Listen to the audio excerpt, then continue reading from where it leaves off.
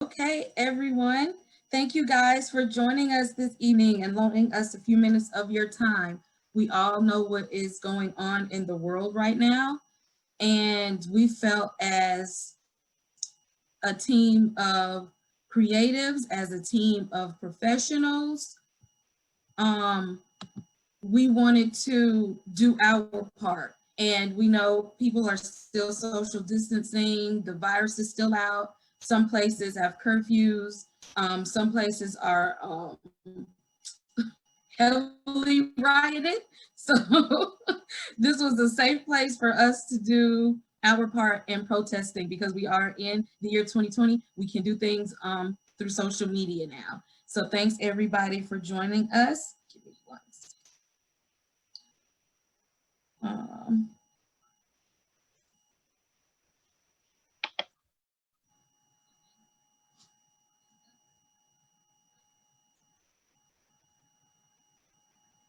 All right, I'm going to go around and introduce everybody. My name is Kay Bly. You already know me from the Fifth Wall. I am here with my other Fifth Wall mates, Jade Astro and Saint Reaper. I am also joined by Live and Be Great podcast host and also co-creator for the Fifth Column, Latanya, and my twin, her wonderful husband, Christopher, who is also part of the Fifth Column. He will be doing our score. We are joined by my sister, Ann Janae. She is a soon-to-be graduating medical student. So she is going to give us her perspective from the medical resource point of view. We also have one of my line sisters, Lorena Saunders, who is a real estate agent. And then one of my good friends from Dublin, Antonia Wells, who is a college athletic coach. So we kind of wanted to get a well-rounded view here so that we can give out as much information as possible. If you are watching this live, if you're following along, please tag Black-owned businesses, tag your pages that you have that can provide us with other resources, places to donate, petitions to sign, where to go for resources. Please comment all of that in the comment section under this live video. We wanted to do this call to action to show our support and solidarity for the protesters. It is a rough place out there right now, even for the ones trying to protest peacefully. Whether from the peaceful protesters to the looters, everybody is out there on the battlefield. Everybody is still being attacked. And we kind of want to show our support that we all have the same mission, and that's social justice. And we also wanted to pull together and provide everybody with our resources that they can use. We are all a community. It's time for us to pull together our own resources and spread our knowledge and information. The time for change is now. This is not going to be the only time that we do that. We are not going to let up on our push for social justice this time. This is going to be an ongoing battle because we have a lot of fights here that we are up against with getting laws changed, police brutality, politics, voting. This week is voting week for Georgia, so we want to urge people to get out there and please do that. And make sure you guys are speaking up and making your voices heard. Like I said, we'll put all the information in the comments below. I'm going to be making sure when everybody else is speaking that I'm adding parts in, that I'm making sure that I can provide information and resources as well. If you guys know some good information that you want us to spread out, send us a message. Comment below, tag us, inbox us, reach out to one of us, and we will help you get this resource and this information out. Let's go ahead and start off. Miss Lorena Saunders. She is a real estate agent. She is my tail. She is Savannah State alumni, and she is going to help us with some information about real estate. I know nothing about real estate. I would like to be a homeowner really soon, and this person is going to help me. Serena, I'm going to let you have the floor. Okay. Well, first of all, thank you so much. Important time to talk about different social issues, and including, for a long time, minorities were not given the opportunity to, own homes, right? And so, or the programs to help them, to assist them to become homeowners. So if you think about, after World War II, when the the government were handing out funding for veterans to start their lives after the military, and they were allowed to have a funding to purchase homes. Well, they excluded Black people, right? And so where they were able to build upon and start to use those as investments and leveraging equity in the home to gain wealth, we were excluded. And so I'm glad to kind of come on here and talk about, just what it takes to become a homeowner. So first thing you want to do, and I do this with my clients, I have a home buyer consultation. And basically that is, why do you want to be a homeowner? What is your motivation to become a homeowner? What are some hard, fast things that you have to have? And what are some things that are negotiable, right? And so kind of delving into that is the school system. Are you trying to get close to your job, a certain commute system? Or are you simply saying, hey, I just want to be in this home for 2 to 3 years, gain equity, and then sell it and move on to my next home that's kind of what I really want, right? And so kind of ironing out what it is and where do you see yourself in the near future, and what's your motivation to purchase in this home. So once we kind of go through that, the next thing is to get pre-qualified. And so the pre-qualification, all that is you're talking with the lender, you're giving them your information, how much you're making on a monthly basis, how much do you have on hand in your savings account, in your checking account. And so just some basic level information so that they can say, okay, based off of what you verbally told me, this is what you could qualify for, right? You haven't submitted any paperwork, anything like that yet. It's just the conversation. They're going to pull your credit as well. And so they're going to run your credit report. And what is going on now because of coronavirus, and the banks are, are being a little stricter on their lending requirements. Right now, the going rate to get a home is about around a 640 credit score. It will probably get back to where it was before, which is a 580. But a 640, of course, the better your credit score, the better the interest rate that you're going to get on your home, which for the life of the loan, the better it is and the lower amount that you're going to end up paying for the home. And so if you get to a 640 credit score, a lot of first-time home buyer programs actually require at least the 640 credit score for them to loan you or lend you, or grant you, I should say, because you usually don't have to pay it back, grant you funds to help you with your down payment assistance. And so you have your ones popular, especially in the state of Georgia. Each state has their own, but for the state of Georgia, you have like Georgia Dream, which can loan you up to $15,000, right, to have a down payment on your home, which is substantial. Even if you have the $15,000, keep your money and spend theirs, right?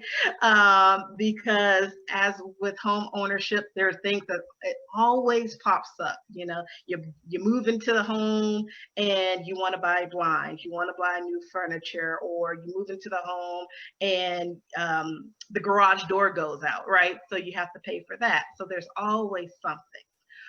What I will say that most first-time homeowners don't realize is that there's a planning that should take place well before you start looking for the home, right? And so I spoke about being pre-qualified.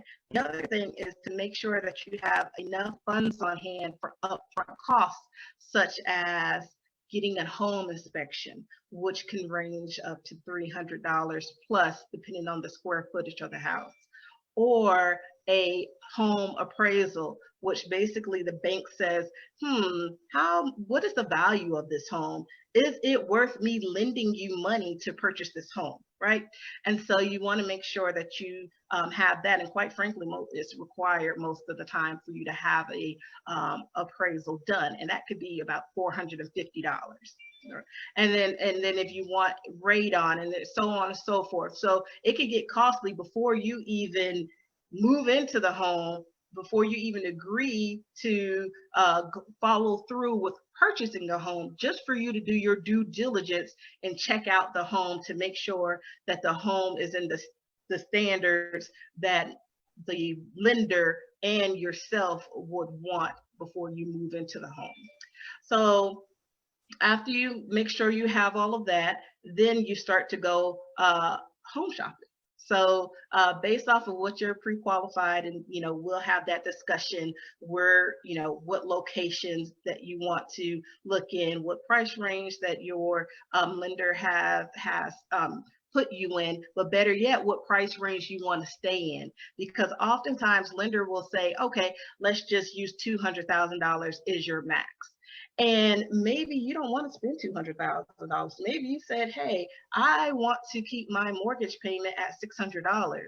Well, then that's a whole different level, right? And so we would go back to the lender and say, how much house can we get for a $600 mortgage? And they may say $150,000. And then that way we look in those price range, so that way it's suitable for you. And so after we get all of that kind of initial things handled, I should say, then we go into your negotiation, right? And so then there's the earnest money, which is at least about 1% of the loan. Sometimes it's a little less, $1,000 to $2,000, to basically say, hey, seller, I am serious about purchasing this home. Not only do I have a pre-qualification letter that my lender has given me, but also because I know you have to take your home off the market. If you agree to sell it to me, I'm going to give you $1,000 to do that. Because I know that you are agreeing to sell it to me, you're not going to sell it to anybody else. So because I'm stopping your flow, if you will, I'm going to give you I'm going to give you $1,000, so that way you know that I'm serious. And so then after that, you start to have your, like I said, your inspection and appraisal, and they have a due diligence, usually around between 10 to 15 days, to say, I'm going to research this home, look at everything in this home to make sure that I'm okay with purchasing this home.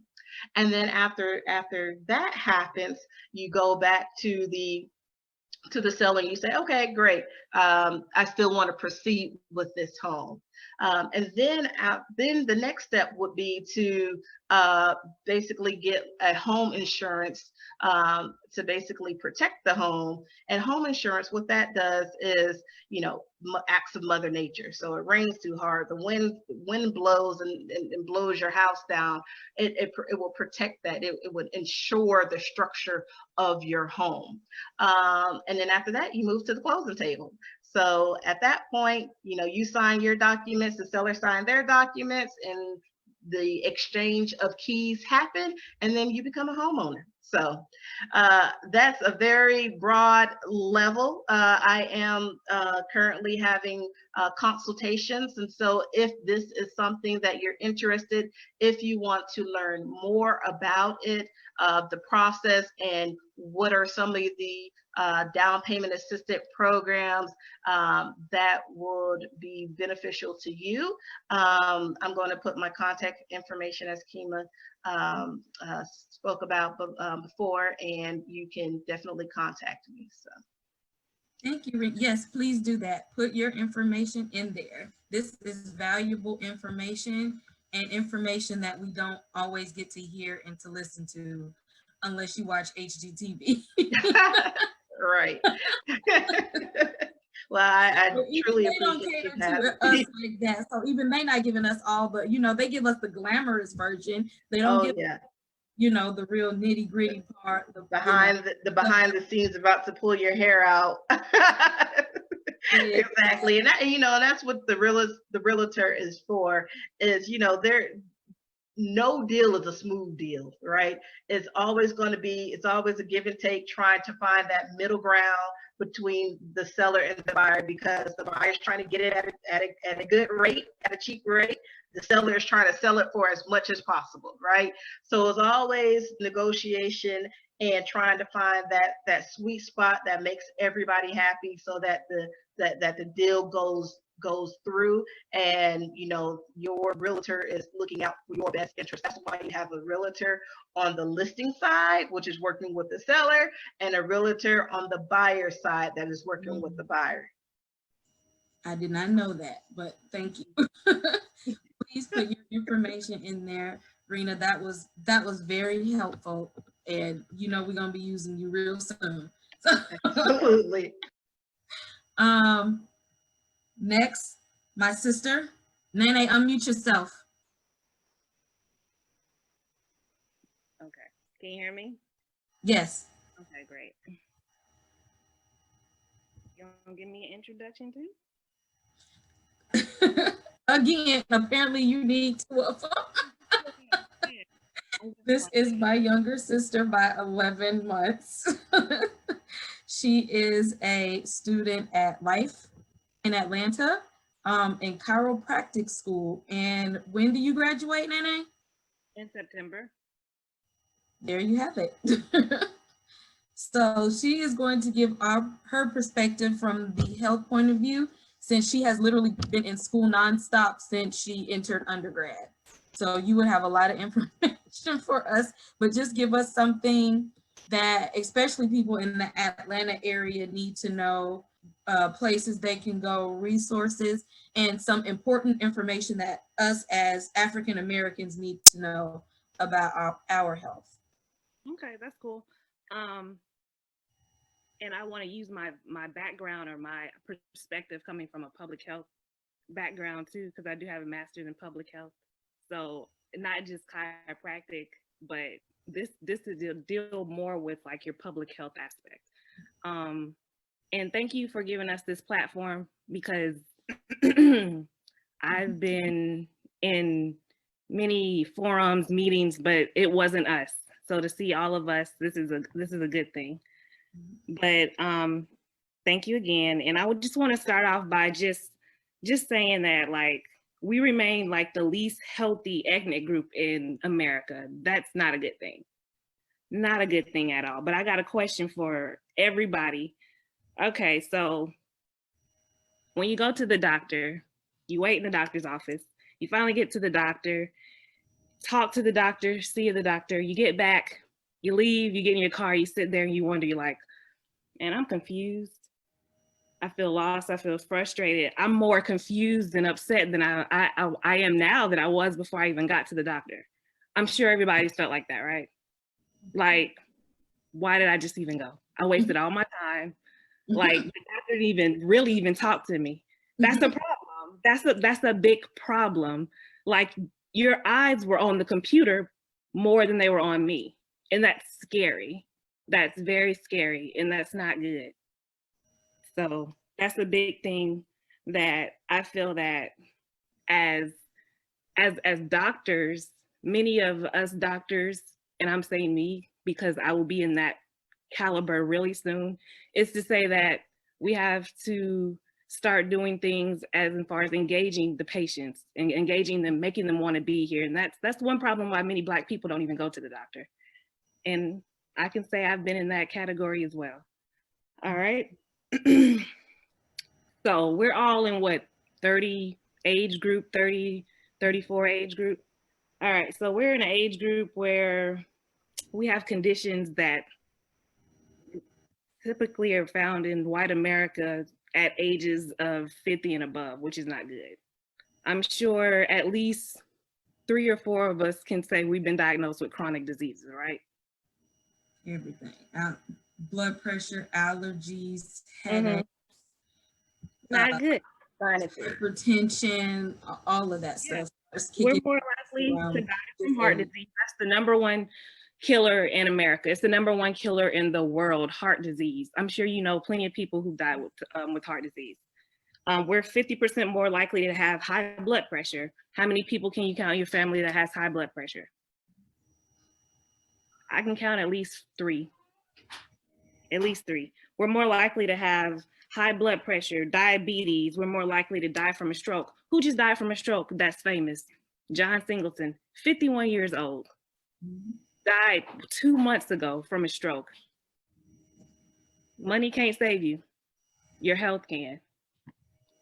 We're more likely to have asthma, especially kids. Black kids are more likely to have 260% increase in emergency visits, 250% increase in hospitalizations, and 500% death rate from asthma compared to like our white people, white kids. Like I said, heart disease is the leading cause of death. Cancer and stroke, they're like the 3 main causes of death. Cancer, we see this more in lung cancer for Black men, prostate cancer. Interesting fact, Black women, we don't get breast cancer as often as white women, but we're more likely to die from it if we do get breast cancer because we get aggressive forms. So, and other factors such as health disparities and a whole bunch of other factors. I already mentioned stroke. Another issue that the Black community often see is pregnancy, maternity complications. Black women are more likely to have issues or more likely to die with pregnancies. And why is that? Anybody can answer. Feel like sometimes we're left unattended to our needs. Exactly. So that we're strong enough to take on the pain when we should be able to get the relief everyone else is receiving. Mhm. Great answer. You know, the textbook answer is this. It's a lack of access to care, proper quality care, socioeconomic status. Those are all factors, but you know what the number one reason why we have pregnancy issues, complications, our children are dying, the babies are coming out with low birth rates. What is the number one factor? Is that Black women are we're undervalued. So they don't care. We're not monitored like everybody else. When we complain, Matter with that, because you see what happened with Serena Williams. She almost died after childbirth. Exactly. And Serena she's a multi-millionaire, and they still left her unattended too, and she had blood clots. So, like I said, money can't always save you when it comes to your health and when it comes to racism. Exactly. I can say from personal experiences, with the first child that me and my lady had, we felt like there was neglect when she went for a medical check, and then within less than 24 hours, we had lost our child. So I definitely know from firsthand experience of feeling like they don't really value Black women and their opinions when they say, oh, I feel a certain way, I feel sick, something's wrong, you should check me out more.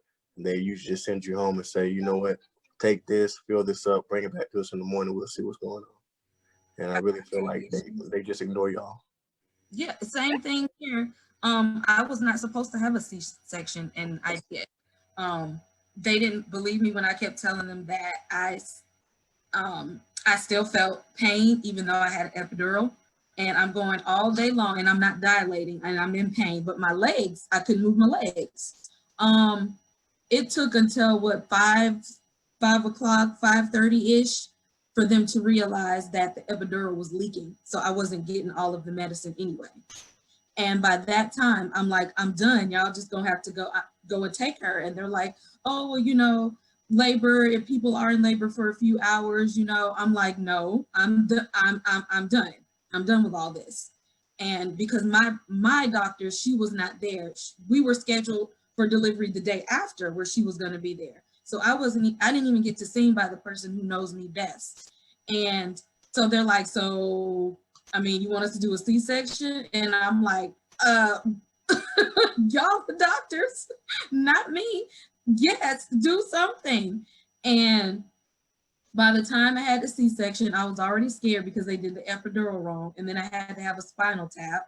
And after they took out Trinity, before I passed out, because after that I passed out, I didn't even get to hold her till the next day. The last thing I remember the doctor saying was like, oh, you wouldn't have been able to deliver her naturally anyway.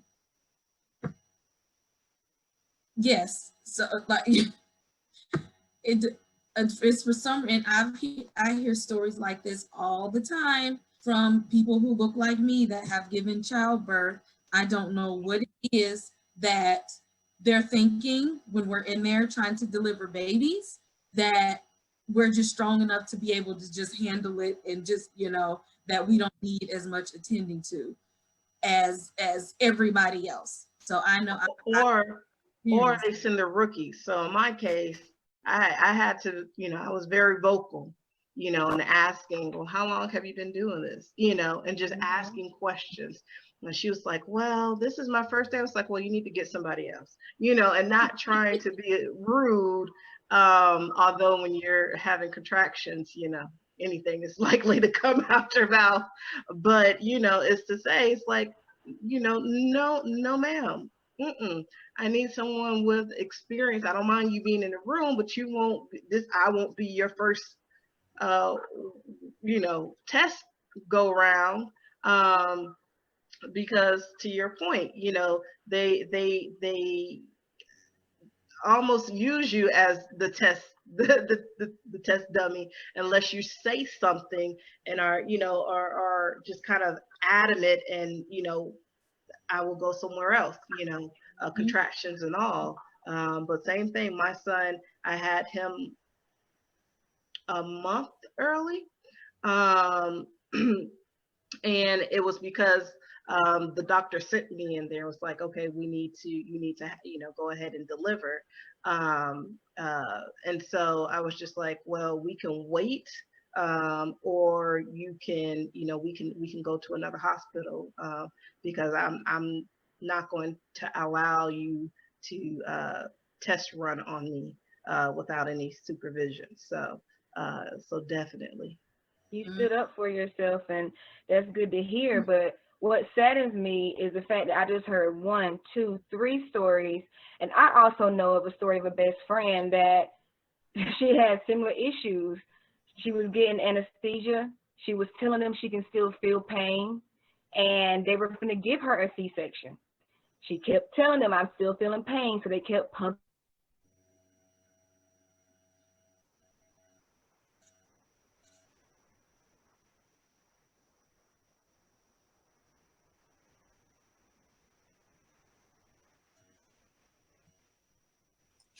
Make sure your sound went out. Your sound went out. Okay. Well, Okay, you're There back you go. now. Okay, good. We got you. So I don't know what part I left off on, but They were pumping her with anesthesia. They were pumping her with the medicine, and she was telling them, I could still feel the pain. Oh, it's pressure, it's pressure. They still undergo with the C-section. She felt her entire left side throughout the procedure. So by them moving her organs around, she felt all of that. And I'm gonna be honest, it saddens me, because it's like, if it was any other, you would listen. Of Yes. course. What is the difference? Of course. And it's like that. It's like this with pregnancy, because now, I mean, I don't even know if I want to have children right now. Like this is making, you see all the stories, we can name, like you said, Mitra, like 3 or 4 people, like right off the back, that this has happened to, you know, and it saddens me, because these are people that are close to us. You know, we have the baby showers, we go through all this, we're excited. And then at the very end, when it's supposed to be the most precious moment, you're struggling, you're scared. This is not supposed to be like that. You might as well have a natural birth at your home if that's the case. And a lot of times that's probably better, but the medical module don't want you to do that, because they want your money, but they don't want to give you the services that you deserve. Thanks. That's just, you know. But going on, I'm going to shorten I this. was going to say that it's not just with pregnancy. Exactly. It's also with any other procedures. I Mhm. remember the doctors, before I had a procedure, the doctors asked me, have I ever drunk or smoked? And I was like, no, I don't drink and I don't smoke. And when it came time for me to be on the operating table, they put so much anesthesia in me that my heart stopped on the table. So they didn't believe me because, you know, at the time I was like 28 and they're like thinking, oh, you went to college and you're Black. Yeah, right. You know, that's not true. But after I came to, the surgery was over, they didn't even want to see me or talk to me. They ran out of the room as soon as I woke up. So it's not just that, it's actually even from young age, like you even talk about fibroids, how a lot of Black women have fibroids, but a lot of the signs for the fibroids started at a very early age. And they would tell you, okay, just put her on birth control if her cramps are bad, or just have her take Advil. And they don't know that, okay, give her an ultrasound so we can see if she has fibroids in her uterus, so we know how to act. We know how to we need to give her iron because she's probably anemic or whatever the case may be. Yep, you're definitely right, Toya. Tanya, I'm sorry. Also a big issue going away from the I guess more complications part. I want to hit food deserts. That's more of a public health issue that you see going on right now. Basically, if you don't know what a food desert is, basically a geographic area that's lacks access to, you know, affordable, nutritious foods. That's their fruits, vegetables, you know, your healthy seafood, produce, as far as, well, your meats, stuff like that. The stuff that's on the perimeter of the grocery store. You want to stay away from the, you know, the middle aisles. But either way, we see a lot of food deserts around here, and I can tell you a community that has them. We grew up in one, Kima. Dublin, Georgia. I mean, everybody can probably mention a city that they know that has food desert. And yeah, exactly. You know, a Kroger is not going to have everything you need for like nutritious value. To me, their vegetables and stuff, it's not even fresh. It's good if you don't have anything else, but like, for a prime example, like 2 weeks ago, my dad, he's been in the process of wanting to eat healthier, lose weight, get better supplements. He didn't have a way to get those unless he went online to get them. And he didn't know what he was getting. And I was like, well, won't you go to the store and look? Oh, they don't have them. I don't know what to get. So I basically had to go to a Sprouts, and I'm sure if you live in Atlanta or a metropolitan area, you know what Sprouts is. It's like a Vons. That's probably like in, you know, like in California, or Whole Foods, you know, places like that, that has like, you know, more than, you know, just enough to get by. You need more than that. You know, you need certain vitamins, supplements, more, you know, better fruits and vegetables. That's just what it is in a lot of places, especially rural Georgia or Florida or wherever we may be. They don't have them. And especially with the COVID-19 going on now, how do you expect people to go to the grocery store and they can't stock up? They have to make trips. They have to plan for this. You know, it doesn't work out like that. So people have to really plan to go and literally maybe go 2 hours away from their home just to get good food. And so if that's the case, they may make better choices if there was better grocery stores in their, you know, their local community, as opposed to these places that, you know, you can't, you know, get the good food, you get processed food. And so that's a big, I guess, thing that we need to look at in the communities, in local communities, and start getting better quality health food stores, grocery stores. And to just wrap it up, ways to combat this, because I know everybody else has to do this. A lot of people don't have health insurance still to this day. Health insurance is, they say, you know, it's affordable. It's still expensive. It's still $300, $400 if you're at an age where you're childbearing age. For women, it's more expensive if you don't have it with your job. But there are ways to make it cheaper. Just make sure you have, and a lot of times there's a lot of doctor's offices that if you don't have insurance, they have plans for you. So it can make it cheaper to actually, use their plans as opposed to using if you had health insurance. Join walking groups, running clubs. I'm sure Antonio is going to hit on stuff like that. I'm trying not to go in other people's arenas. Cut out the processed foods, do more plant-based. I'm doing more plant-based. I became a pescatarian for 2 months ago. So I'm trying to transition to vegetarian and hopefully a vegan. It's not for everybody, but Black people need to look at other options. You don't always have to eat the fatback, the chitlins, all that other stuff. Look into other options. This will cut down on the increase of heart disease that you're more likely to get. Make sure you're resting. Self-care Sunday. If you watch Insecure, you know what that is. Yes, exactly. Drink more water. They say drink your ounces like they're pounds and ounces in water. So, you can convert that. I'm not exactly drink your water. So exactly, you got to do it. We live in a world where the pharmaceutical company runs us. They get rich off our pain, our symptoms, our diseases. Make them not. So start making healthier choices, more habits, live a more holistic lifestyle. I just tell other people, your family members, they're the first people to start with, because those are your loved ones, right? So I would start with them. And yeah, that's pretty much it. And we need more Black doctors. People they're like, you're a chiropractor and you're Black, you're a woman. Okay, well, I've never heard of that. So we need more Black doctors. We need more Black professionals. We need more Black therapists. We need more Black everybody to help us combat against health disparities, racial disparities, because it's going to be there. But if we're the persons making the choices, then we already have a heads up. So, but that's all I have to say. And yes, thank you again. Thank you. Yes. Go ahead. And just back, Nene. I wanted to speak for a moment, if I could. Go ahead, Chris. Just in regards to everything that you were speaking about.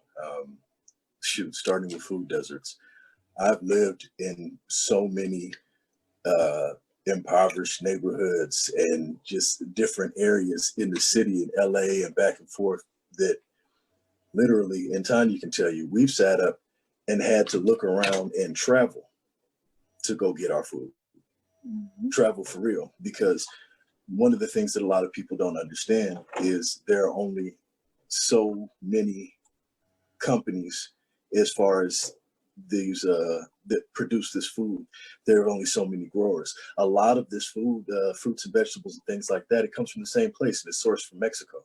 And it's the same 4 or 5 families that actually own the majority, if not all, of these grocery stores. I know over here, it's about 4 to 5 families that own all of the different grocery stores that you can find outside of the other private markets and things of that nature. So what you will find is the same type of food, the same almost spoiled, vegetables. So you're not eating life, you're eating death. You're eating something that's already dying, spoiling, almost done. The meat, you can smell the meat when you come in the store. And so many people aren't educated on certain processes and things of that nature, the coloring of the meat, just everything as a whole. And then we go over to the nicer neighborhoods, go over to the nicer areas and look at what they have. And it's night and day in regards to the produce and the prices.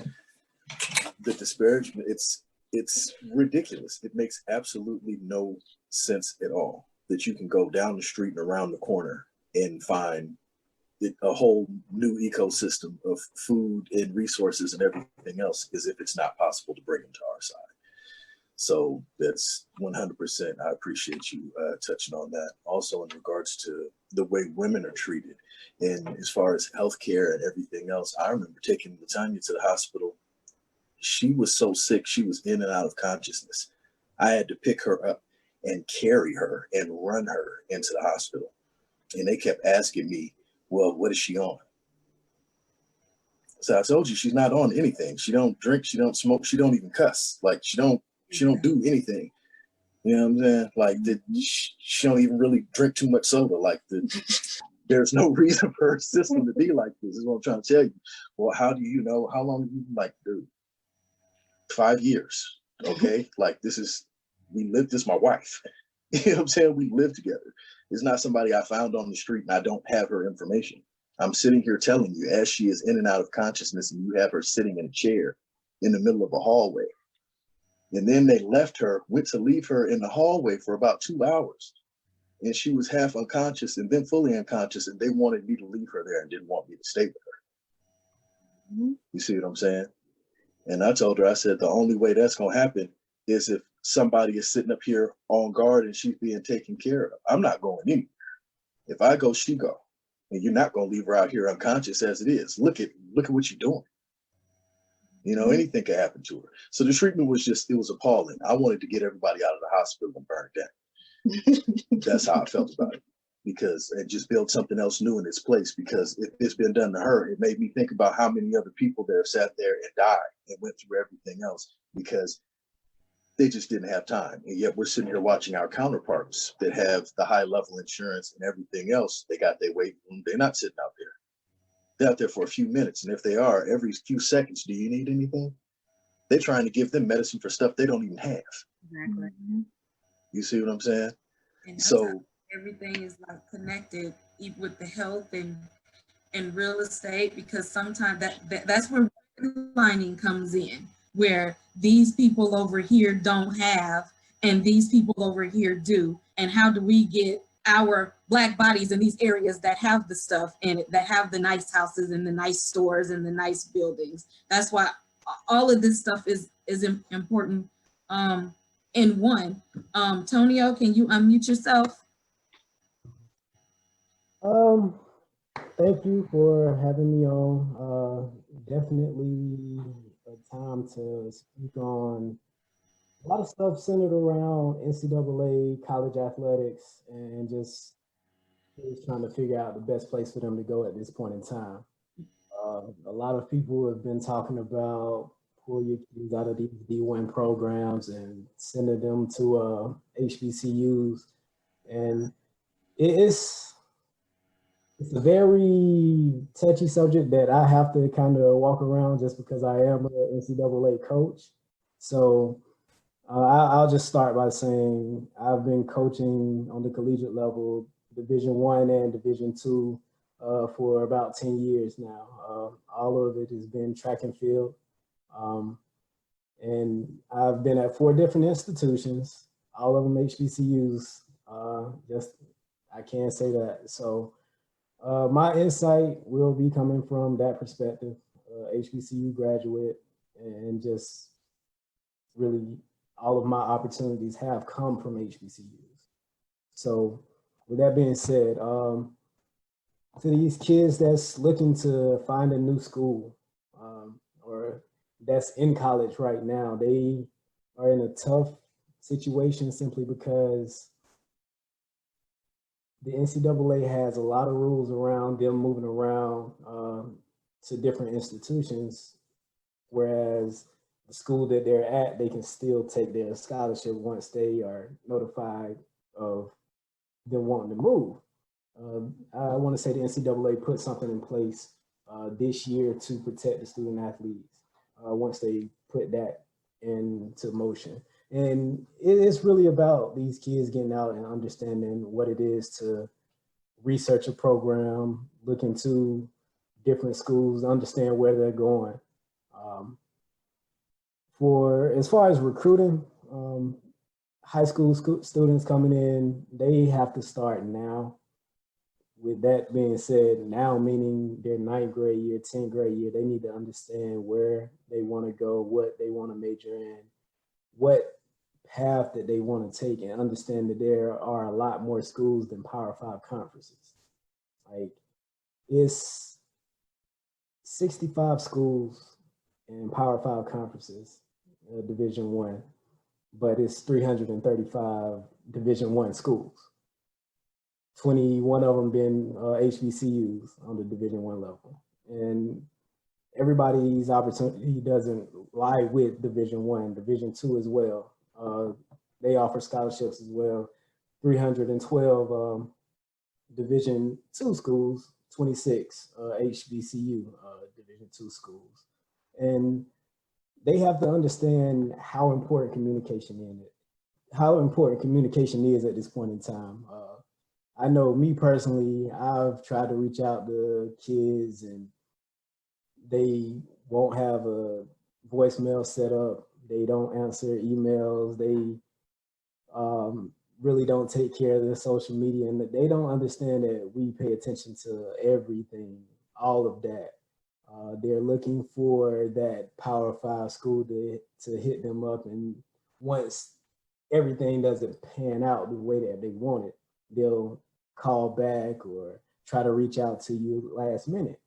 And they have to understand scholarship dollars, the way that we work, like at my particular institution, with my head coach, with my particular sport, we want to spend our scholarship dollars as fast as possible, as soon as possible, to make sure that we have who we want coming in the fall of the next year. So kids have to do their part in applying for certain schools and communicating with coaches and really putting themselves on the right platform, good representation of themselves, just to be in the mix for scholarship dollars. And again, there's plenty of opportunities out there, so they can't be closed-minded. And I honestly feel right now, college athletics is in a bit of a crisis. If you guys haven't heard, a lot of Division I schools, a lot of Division II schools have been deleting programs, canceling programs left and right, just because of financial, like, hard times, hardships. And it's only going to get harder for kids to get scholarships at this point in time. So they need to understand the importance of doing their research and having an idea of a path that they want to take beyond school. I know I didn't have a path per se. I went to school just because my family went to that school. I got involved with my track team. My track coach brought me in. I gained a scholarship during my time there, and people have to understand it's recruiting standards as well. So you can't come in expecting a full ride and like you won't make the third team, third string or whatnot. So it's a lot that's going on in the NCAA. It's a lot that's going on in college athletics, not just the NCAA, RIAA, it's NCCAA. It's a lot of opportunities with athletics on the college level, but kids just have to be open for it and understand it. They have to. How do you think things are going to look with sports with the virus still, out and about and stuff? Because I know that it's impacting the world of entertainment and sports anyway. So how is that gonna affect these college athletes, these high school seniors that had plans to go to school and play sports, and now like everything is on hold? Just like I said, with the NCAA being in crisis right now, like they are on track to have football in fall, but when you have conferences set up, spread over 13 different states, and you're saying that you can operate in your state according to your state's guidelines, when you have Alabama able to have full practice versus South Carolina not being able to practice but so many hours out the day, or being around in like this amount of people, it's going to cause a lot of different problems that we just have not seen before. This is going to be uncharted territory. I know my particular institution, like we have been weekly just trying to get an idea of how to operate coming this fall. And it's not just football, because football, they're going to do everything they possibly can to get that rolling, just because without football, a lot of these schools are struggling because they do count on those dollars, those supporters, those just the fans, period, those endorsements from TV. Like you can see with basketball, when they canceled the NCAA championships, it was a lot of money that was gone off of that month of TV. And that affected so many different schools, so many different conferences.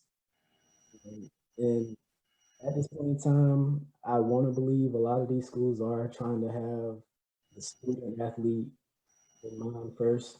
And it's going to be a very different fall. I will say that it's going to be a very different time for the next couple years for college athletics. It's been new rules not rules. It's been new loopholes added to make kids eligible just because of the SAT. Like they canceled tests for this year once the virus ramped up. So it's a lot of kids that wouldn't necessarily qualify for NCAA Division I that are qualified now, and you can say how they will progress through school with that little waiver. It's a lot of factors that's gonna change how we operate as a whole. Tonio, if you haven't put resource links in the comment section, especially for that people need that have high schoolers and senior athletes, information like that they would need to know upon trying to play sports in college. Because like you said, you know, our class, we was just winging it. Was like, I want to go to college and we're going to see what happens after that. So yeah, so put your contact and you know, websites and stuff that people can go to access this information. Because once we know it, we have to, you know, spread it along to other people. So thank you, Tonio, because, you know, the world of sports is something I'm not familiar with, but I know COVID-19 definitely made an impact on how our athletics, college and professional sports are running these days. So thank you, Tonio. I'm gonna unmute Jade.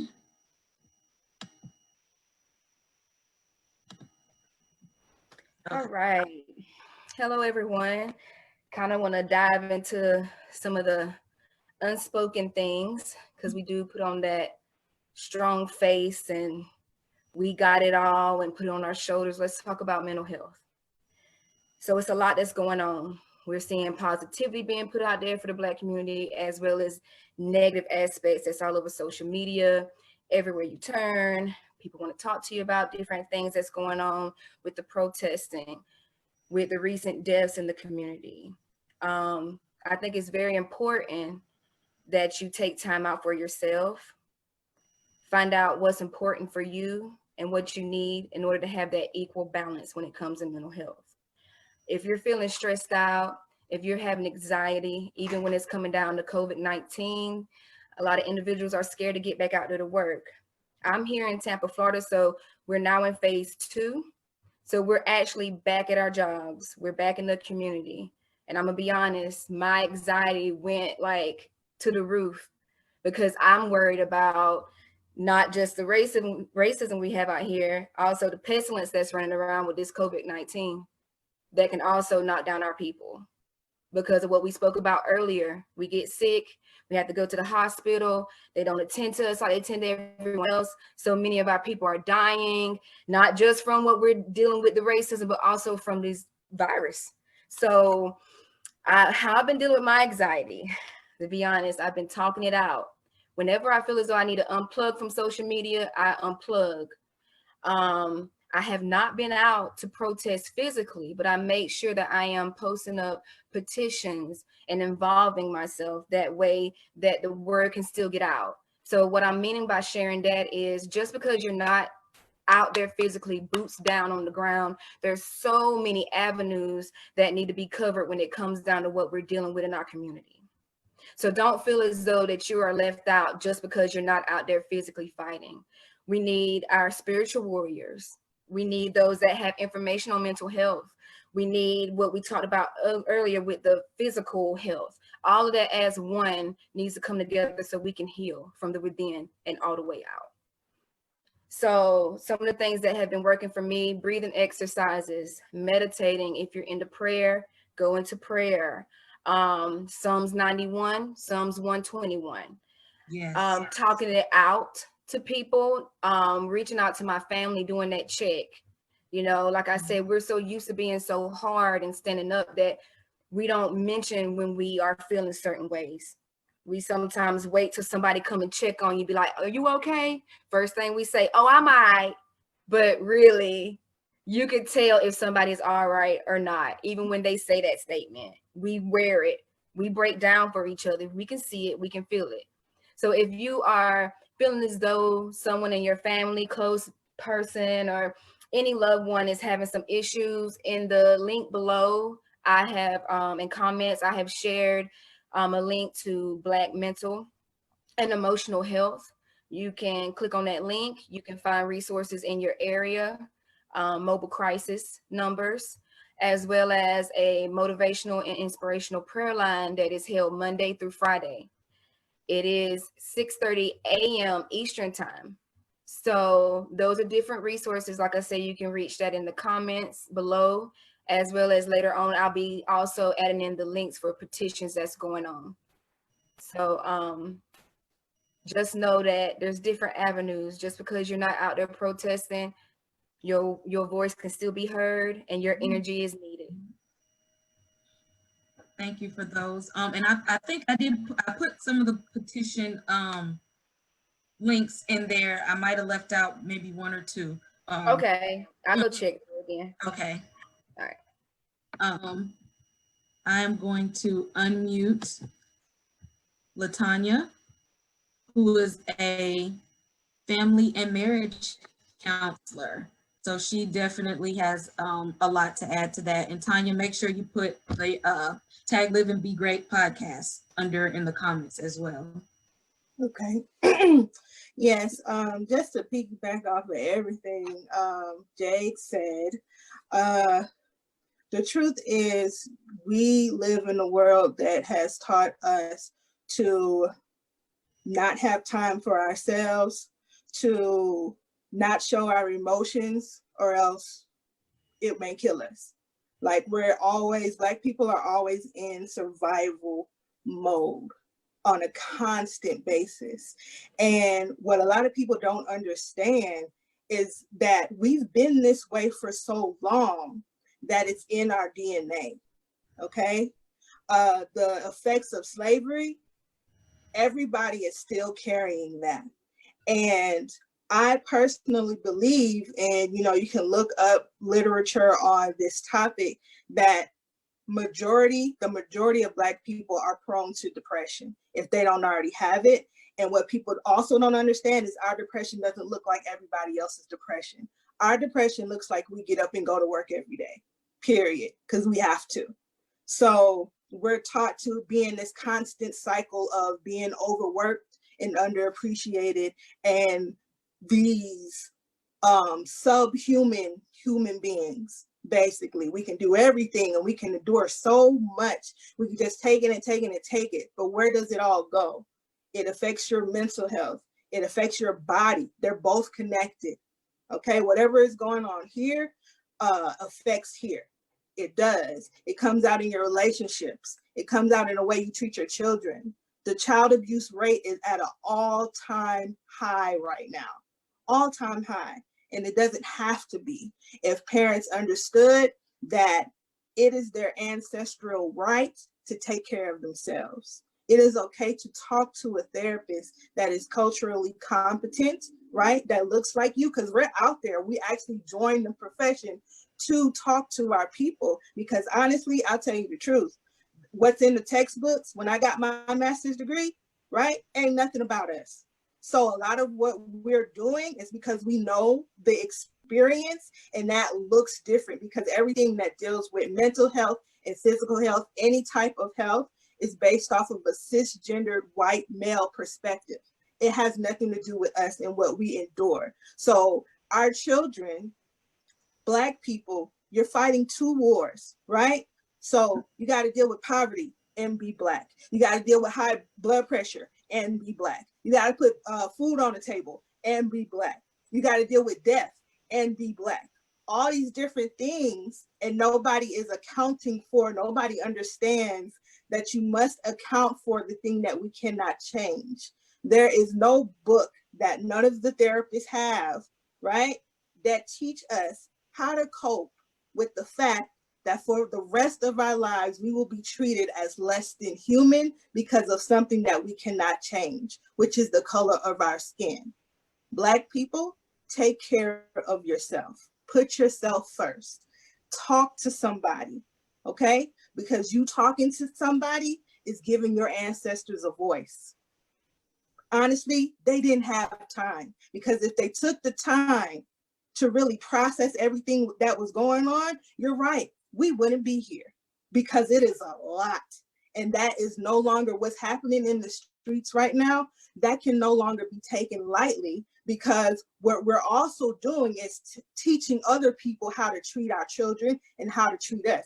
Because if we keep showing up to work today, right, knowing we hate this job, knowing we needed to put food on our table, but it's taking everything from us, why would they stop treating us like that? Because we also have to hold ourselves accountable, because we have to take care of ourselves too.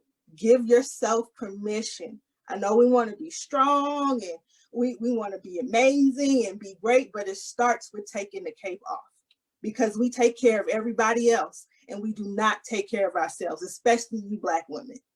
The most devalued, okay, the most unappreciated, right? Serena, Beyonce, both had crazy health complications when they were given labor. So it don't matter how much money you have, because a lot of us feel like once we get the money, all right, everything will be good. The happiness will be there. Why do you think a lot of your greats are falling? Okay, you're finding out, oh, this person was a rapist. Okay, this person committed suicide. Why do you think that is? Because people are equating this with prosperity and happiness. No, it all starts here. It all starts here. Everybody's striving to get what looks good, right? They taught us wrong. It all starts here. Here is the power, and here is how we're going to survive. We have to take care of here. So give yourself permission. It is your ancestral right to give them a voice and do what they couldn't do, which is heal yourself, mind, body, and spirit. Do better. Yes, that was a whole life segment. I was like, yes, I feel that.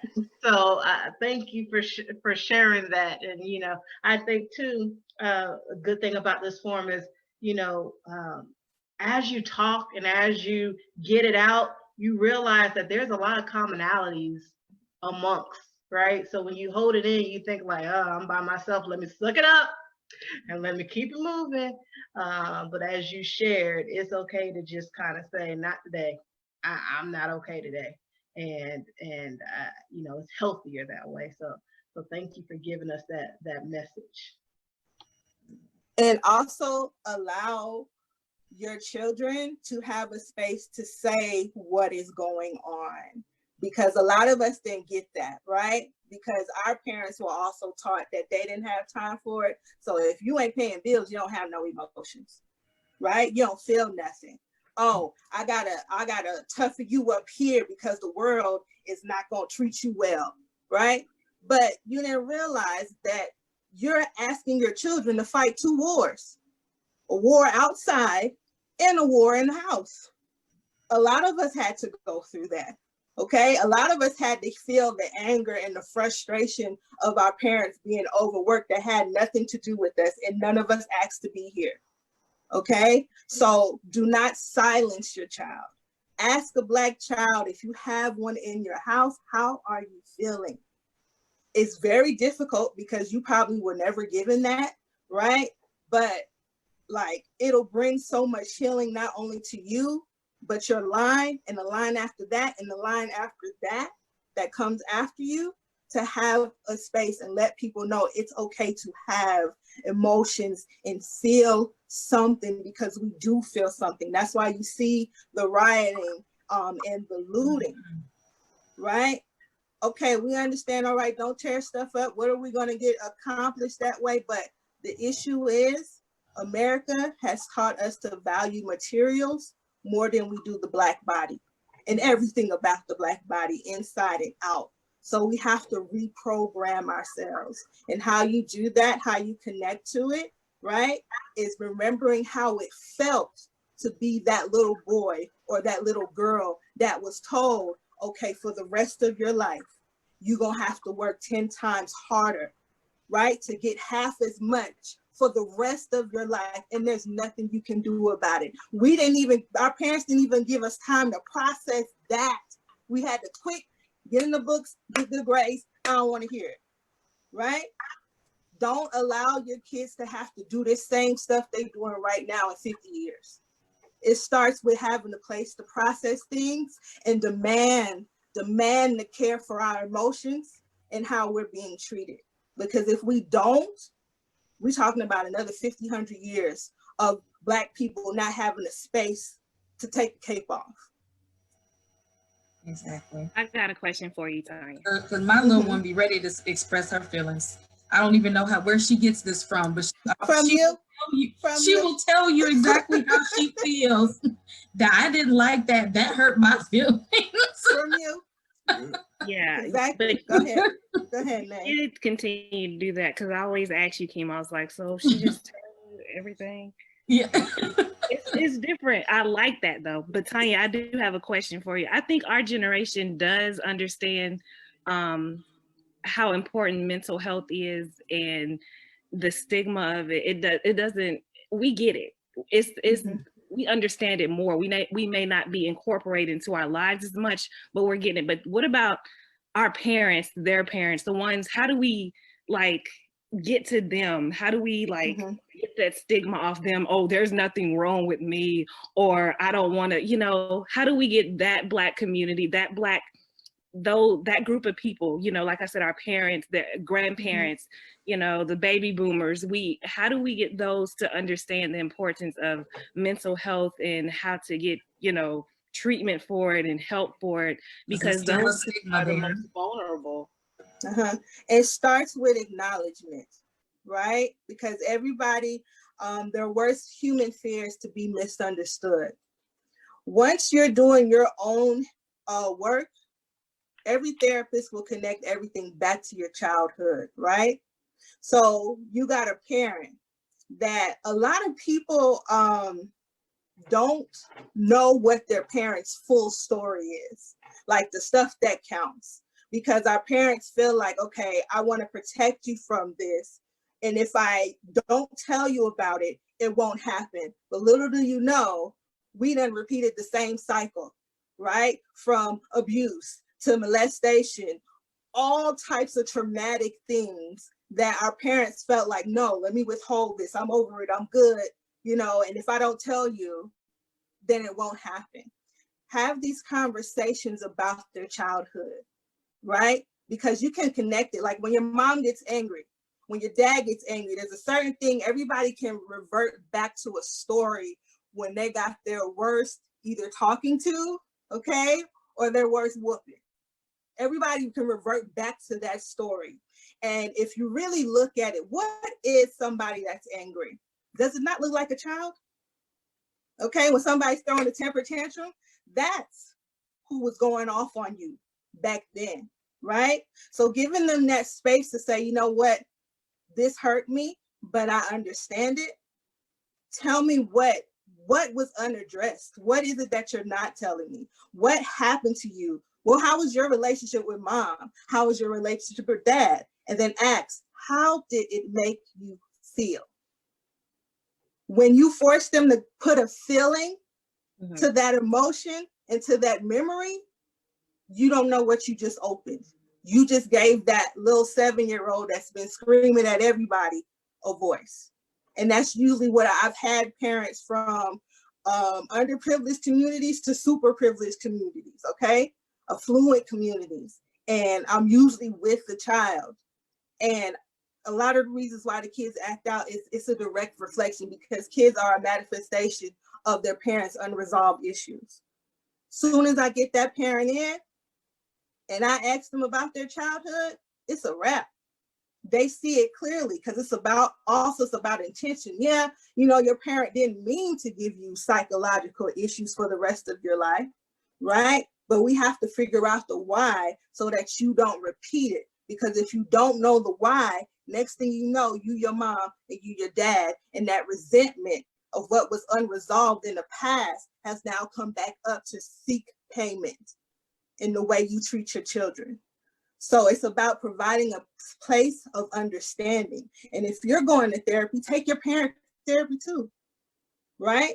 Your therapist, if they're competent, if you like them, right? And you feel like they're doing what they're supposed to do with you, take them to a session and have it be just about the parent.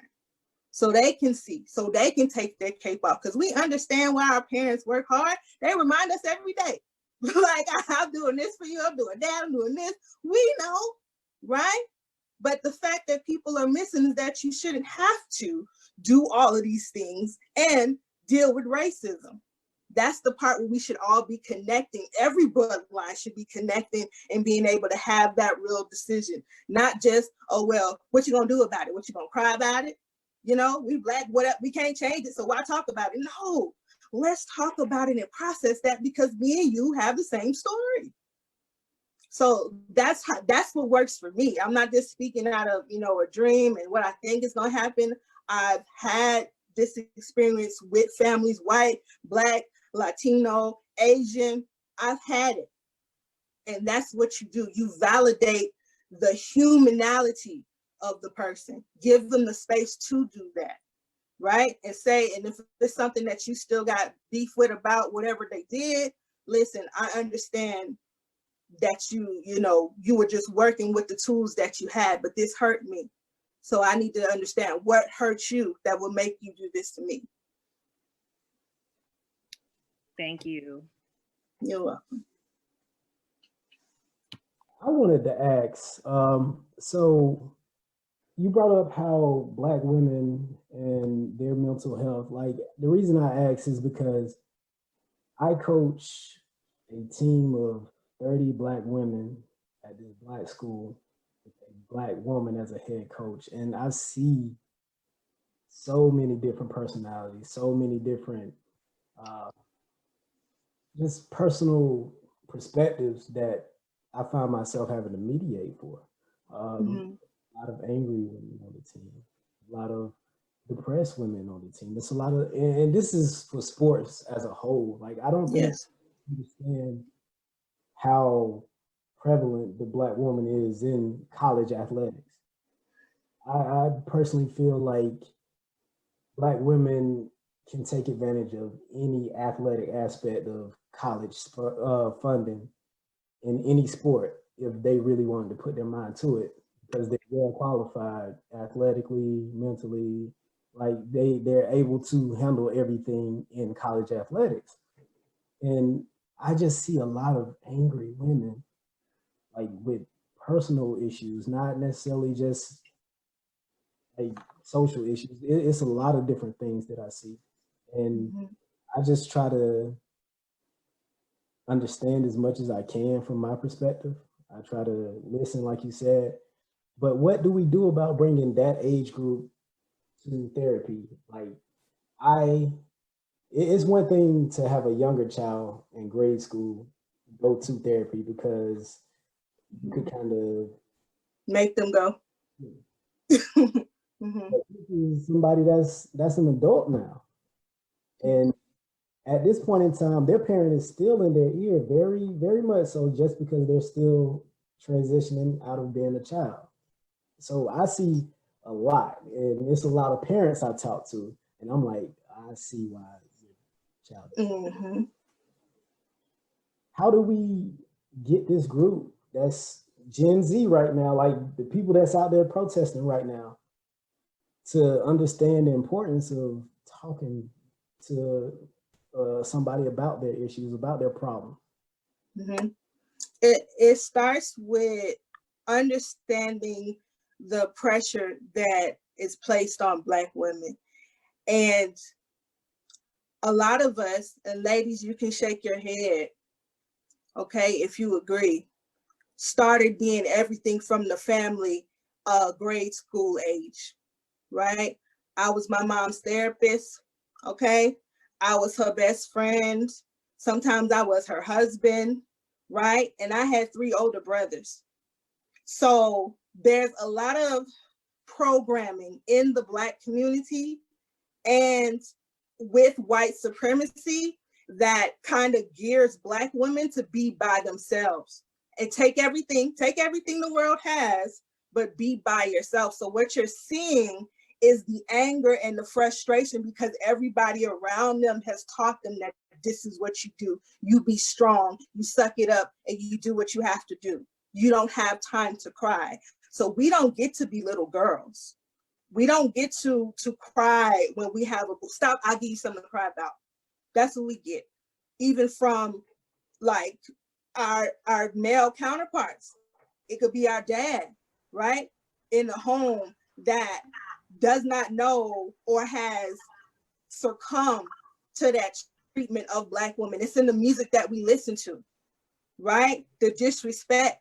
This could be like a Black woman has, but so many rappers she can really look up to that even finds her attractive. Because when she could be like, oh, I love Chris Brown or I love Lil Wayne, and they're colorist, right? They don't find them desirable. And people are giving them the scraps, asking everything of them and giving them scraps, nothing. Nobody's standing up for them. If you look at the protests right now, you see Black women of every age in the front, right? For George Floyd. But didn't Breonna Taylor just pass? Where was her vigil? Where was her protest, right? And you see Black women begging and pleading for somebody to love them, that they'll risk their baby girl because the baby girl's coming out there with their mom and their mom is putting them in the front. They're not even thinking, oh, there's rubber bullets and there's gas. They're not even thinking that, because what you have taught yourself, you have now taught your little girl, because you haven't realized that I can have better. I deserve better. Nobody's around you. The system hasn't given you the view that it will step up for you and protect you. So where do you go? Yeah, okay, we put everything into basketball. We put everything into sports, into the books and things of that nature, but where does it go? So what you're seeing is that part. So they need somebody to be able to understand. And you as a Black man, oh my goodness, if you were able to bring this information to them, you don't know what it will do for them to see that you see them, because a lot of them don't have that. They're used to actually being over masculinized because this is what the world is asking of them, you know? So for you to say, okay, listen, let's have a tea party, or let me bring some women in here so we can have like a brunch and y'all get your best church hats or some nice dresses, right? Some mentors, so we can talk about what it is to be a lady. You know, we don't have that. People don't treat us like that. So you have to be aware and not support the people that are pushing these images. You know, you don't support these images. If you see something that says, keep calm, I have a Black son, right? You should be posting, keep calm, I have Black children, because you just erased your daughter. And I know you didn't mean to, but that's the lack of education and us being used to getting the least, right? So having these conversations, have a powwow and say that you understand and that you're empathetic to the fact that the world devalues you, and let me know what I can do as your coach, as a Black man, to empower you, right? Not to put everything on you and to make you over strong and to make you handle everything. But what you're going through matters. And I want to do better as your mentor for you because I see what's going on. And don't have them see you listening to Lil Wayne or Chris Brown or anybody that pushes that narrative that black women are beneath everything. To Blueface, all these, it's so many people. Who do we have to look up to that will fight for us? Now I will say, like Tommy Reaper can take like count on me for this. I don't listen to that trash. That's good. You don't.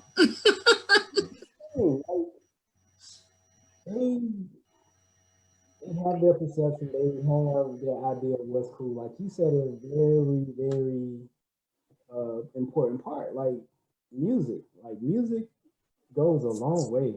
Like I don't think they understand how much they feed into music, feed into their environment, feed into any and everything that they listen to, read, watch, do. And now that, I'll tell you right now, that won't be anything that I change, simply because music is music and people are gonna want to do and listen to what they want to. And I've walked out there plenty of times to the track. I need to turn that off because it's trash, complete trash. So the music thing, I can't. Yeah, but also it's also like if you work with guys or whatever the case may be, it's also starting the conversation with them too about what they're listening to. Especially like you will see black men that have daughters, right? That idolize somebody who doesn't even view their daughter as a beautiful being. So it's all about also programming and you also being able to have conversations with men that you see that don't have the education to understand that they're also pushing this negative narrative, because you will see black men and black women that have daughters that are going through the same things that your players are going through, but don't see how they contribute to the problem. You know, so once anybody understands what some of the issues are, let's have a conversation. You can even do it. You don't have to be in an abrasive way, you know, just be like, you know what, I can't fool with this dude. I can't mess with him. Let me tell you why. You know, start the conversation. Don't be afraid of that. If I may, I was going to say too, diet, you know, your diet is not just what you eat. Everything that you take in, what you look at, what you hear, what you're surrounded by, the people that you allow within your square, the people that you have to be around for work, whatever the situation is, it's all part of your diet. And you have to think about the diet that these kids and everybody else are being exposed to, even us. I mean, the difference is we're old enough to be able to look around and to have seen certain things come down the pike and recognize it as, you know, as something that's harmful, something that's poison. I feel like we have to utilize our consciousness. We have to utilize our consciousness. There's so many people that they're not in supportive therapy. They hear anything near it, around it, about it, and they shut everything off. Okay.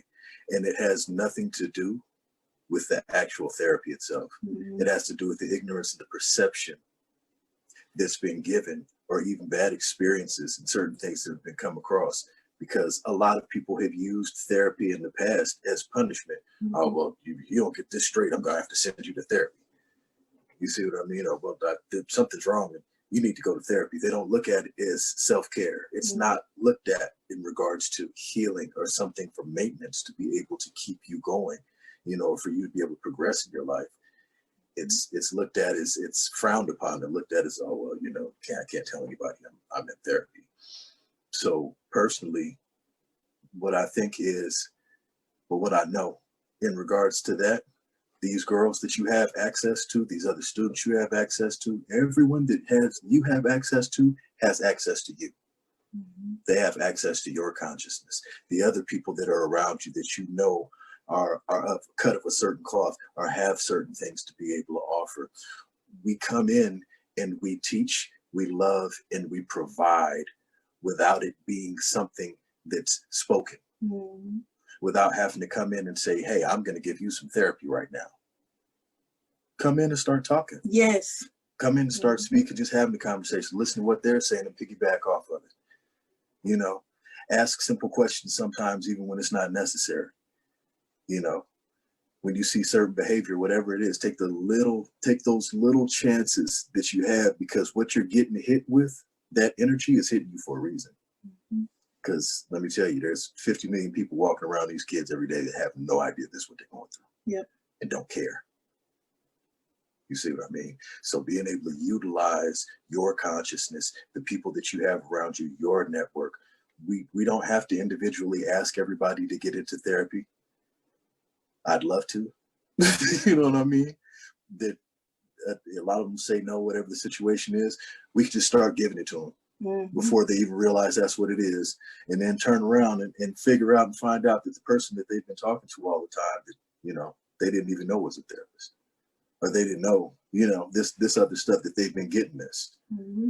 So before they realize it, not only are they in therapy, but they're also giving those tools that they're being given subconsciously to someone else.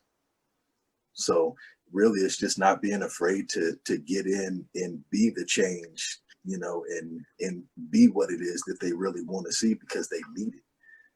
You know, we got to do stuff because it's necessary, not because somebody wants something or anything else. It needs to happen. It's like babies. Babies need food, they need clothing, and they need to be taken care of. They don't know that. They just know they're cold, hungry, and uncomfortable. Yeah. You know, so we got to go ahead and get in there. That's all there is to it. That should be what we consider now tough love, instead of what we were talking about earlier about how, oh, you feel you crying, I'll give you something to cry about. Instead of that needs to be reverted as a replacement behavior, and that should be our tough love. That's it. That's it. That's the key. Yep. That is true. Now we got to change the norms. We got to change the culture. You know, we take the negativity. We always look at, oh, if we take this away, what are we going to replace it with? Oh, what are we going to have now? That's it. Just replace negative with positive. Replace things that are poisonous with things that are going to uplift, and make it a conscious part of the behavior and thought. Make it a consciousness of mind. You know, it has to be, because we're already programmed in a certain fashion from prior, and it's generational and it's cellular. So the first thing to come out of our mouth sometimes, once we're tired, we've been working too long, everything else, is, I don't have time. I don't have time. I don't have time to deal with your issues. I don't have time to deal with your issues. I barely got time to deal with my issues, and I ain't got but 2 hours to sleep. Tommy, So, you want to throw in there? I think everybody has had wonderful things to say this entire run. I'll just be very brief. First off, cosign, advocating for Black women. They definitely need our help. Just to add in what Latanya was saying, though, in terms of Black women, you know, being the most unappreciated. I know from the perspective of Black men, well, Black people as a whole, we have a lot of brainwashing to get through, a lot of healing to do, and that communication aspect is not gonna be effective until we all heal. I will go out on a limb and say I feel like Black men hate themselves more than they hate Black women. I feel like Black men hate themselves more than they hate any other person, any demographic, anything. You're not gonna find anything else a Black man hates more. There's something there. And you know, I don't even mean like hating his own brother. I mean, a Black man hates himself. Like, he hates the fact that he has to be what it means to be Black. He hates he has to go through that loop, that he has to do that on top of toxic masculinity. So yeah, I don't think that bond that Black men and Black women need to have, that's not happening until self-love happens. And so that's gonna have to be a major push before we ever see what we had before civil rights. You know, after civil rights, that's really when they broke up the Black home. That's really when they divided us, because they saw, oh, this is what y'all can do when y'all unified. So I need for y'all to be divided, because I got some other things I need to do to your race. But yeah, I'm all for co-signing Black women. We do need to be advocates for them. There aren't a lot of people out here advocating for Black women. I can actually be envious of Black women in that regard, in saying that Black women support other Black women more than any other group supports anybody.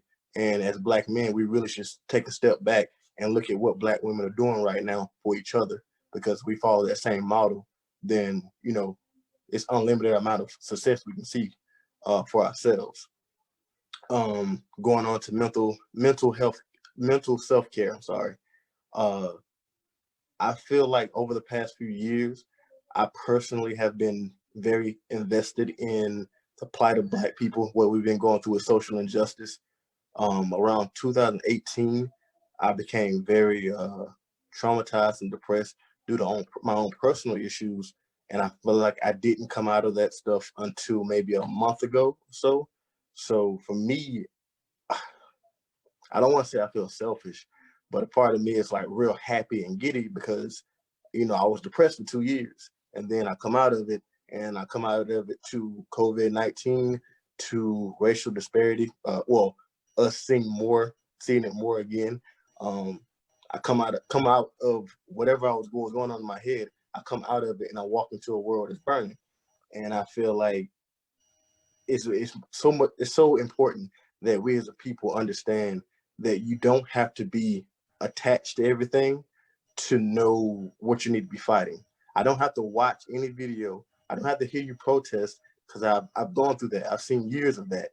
What I have to now do is cover my bases. I have to make sure that I'm healthy. I have to make sure my family's healthy. I have to make sure my bills are paid. I have to make sure that everything that's a foundational thing, I have to make sure those are all good before I can expand my mind and then help in any other aspect. Black people are trying to escape a rat race that we started 100 miles behind on the finish line. I mean, 100 miles behind the starting line. I'm sorry. Just trying to rush through these points I had written down. We started 100 miles behind the starting line of white people. So now you're trying to graduate high school, find a college that you want to go to, get a job, pay your bills, be successful, trying to be an entrepreneur, trying to start a business. If you're trying to start a brand, trying to do all of those things while trying to catch up to the 100 miles you were behind the white people, and catch up, you know, to get to get to the starting line. And so you're trying to do all of that while you're trying to succeed in life. I think Black people really got to look at themselves and say, hey, I might need a break. I might need to pause. I might need to have a boring life right now and handle, you know, those primary things I need to care for before I can move on. Jay Astro said that at the beginning of the quarantine, like maybe this is a good time for us to pause. And everything that you just said, Jay said that at the beginning of quarantine. Yeah, you sometimes, like, we're hell bent on building when you forget that there's this thing called maintenance as well. You know, sometimes you can't go get a new car. Sometimes you got to get the used car and do some work on it. And Black people, we got this big car or this big truck or whatever we're in, and we're not doing any kind of maintenance work. We got to get under the hood. We got to fix what's already been wrong. This car we're in, it's been in 15 different accidents, and we haven't changed the tire. We haven't changed the oil. We haven't done anything. But we think we're going to get in the car and we're going to drive this uphill up Mount Everest and be successful at that. That's not going to happen. Your car is broken down. Your car, it needs to be fixed. And so we have to do that personally. We have to fix we just had a slew of reasons of things that we have to fix in the Black community, from racial disparity, financial disparities, from Black home ownership to different situations we're having in the hospitals with our doctors and nurses. All of these things are problems, but all of these things are base level things in your life. Your home is a base level thing. Your health is a base level thing. So if all of these things are out of whack, I don't see how we're ever gonna build bricks on top of this foundation that has all kind of cracks and stuff in it. So that's really the point I want to hit on from what everyone else has been saying up until this point, is that maybe Black people as a whole, we do have to take a step back and do some maintenance work before we can build with all the solutions that we have. The wonderful solutions, and I think that Black people as a whole, we're gonna get out of this because we don't have a choice. Either we're gonna sit there and have, a literal knee on our neck the whole time, or we're gonna do something about it. I just think, there's nothing wrong with taking a step back and having a healing process, a come to yourself process. Making sure that you know that you can step out there on the front lines and you're not worried about losing your house once you step outside of your house.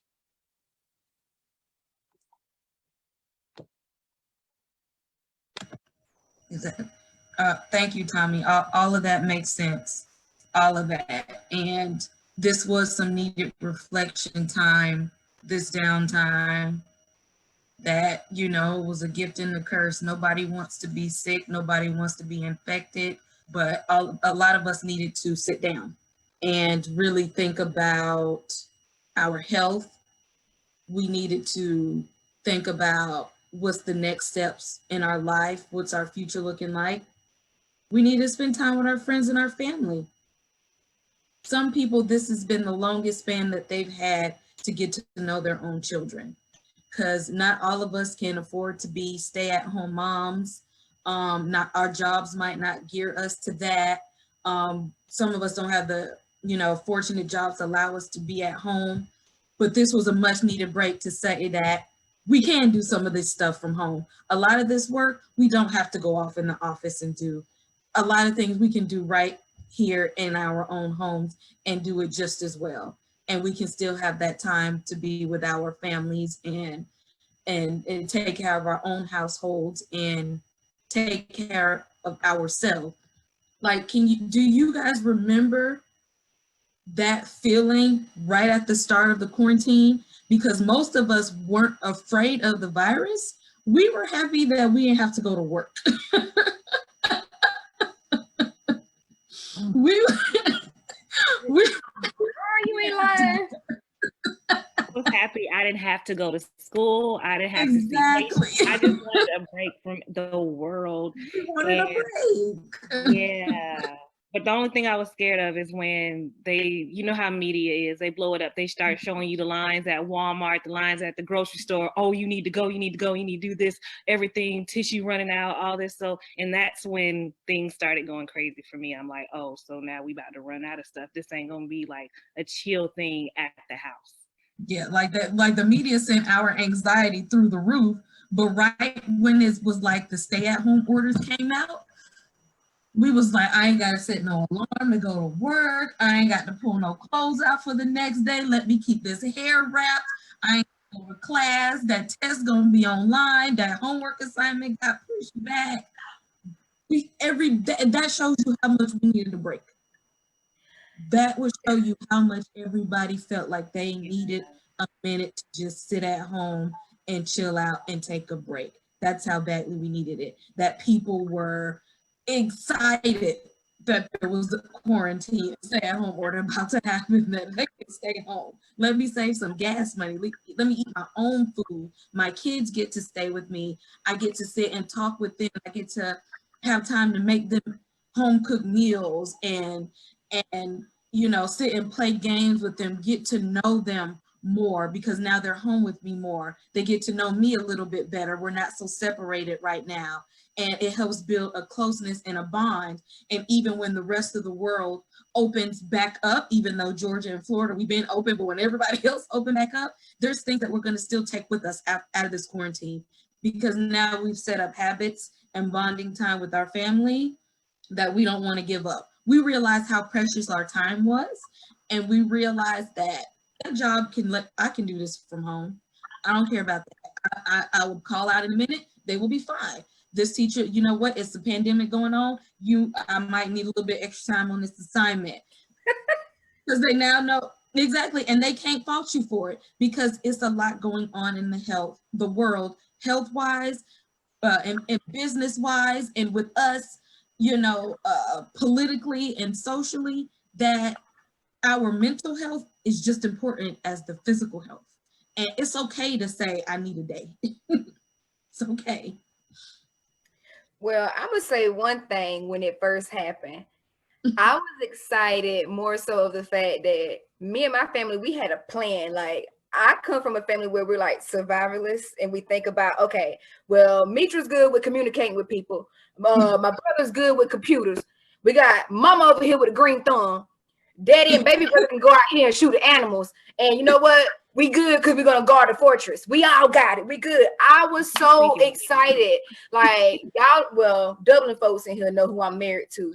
We were talking about going back to Dublin. It might be a desert, but it won't be a desert in a Turner home because it's just the way we were raised. Like tissue, what's tissue? You better go get you a rag and wrench that thing out. Like, so I'm gonna be honest, like I was excited because like my soul was like, oh, we finna go back to when things really meant. Like we're gonna go back to being with our family and be able to have that unity with, you know, that's why I was excited, to be honest. That we felt that, and that showed you that we needed a break. So it's okay. And like the Black people, take you a longer break, okay? Because we fighting several battles out here, okay? It's a lot going on. It's okay. I appreciate all of my non-Black friends and family who have been reaching out to me, the calls, the text messages, the using your voice, using your platform, using your privileges to say something. And it's something that I haven't seen in a long time. And I'm glad to know that you guys are with us. Black people, and I'm going to say this, y'all need to make sure you exercise your right to bear arms. I know weapons are scary. Please. They are, but we don't know what's happening in this world right now. This is unprecedented times.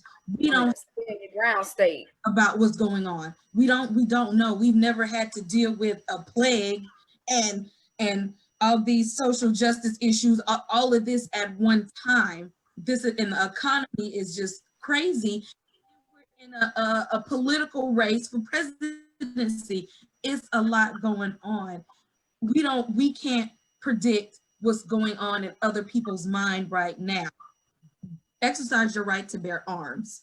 Protect yourself and your families any way that you can. Get you a Ring doorbell, get you a dog. Mine ain't that big, but I guarantee she let me know if anybody is around this premises.